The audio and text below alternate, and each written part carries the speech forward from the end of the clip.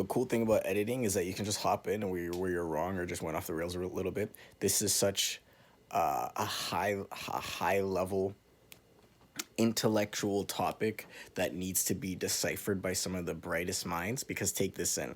So yeah, that kind of is true, that last part that I said about them not documenting births for slaves, but birth certificates didn't become widely mandated in the United States of America federally, I believe, in 19 until 1919. It still was a thing, but it was only for really, really classy people.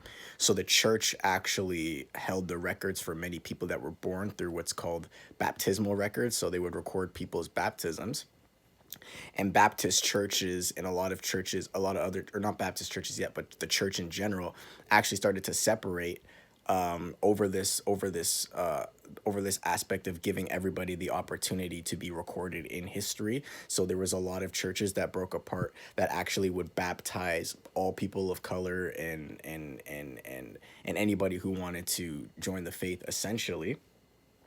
Definitely bear beef, definitely bear underground shit. So much hidden history needs to be revealed, bro.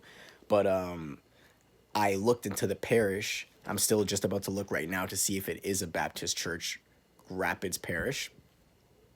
But Page still didn't have a certificate, and in the Black Pass org paper that I was reading through, or article that I was reading through, journal that I was reading through, autobiography that I was reading through, didn't my bad biography, autobiography is when you what, write about yourself. A biography that I read through, it didn't say that he had a baptismal record, so maybe that's a family personal thing or something like that. But I just found that so interesting how I kind of whitewashed that history myself still.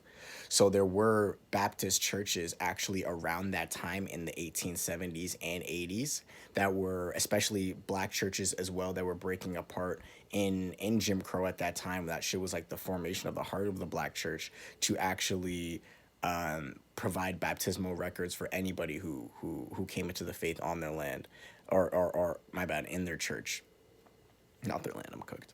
In their church, who wanted to get baptized, essentially.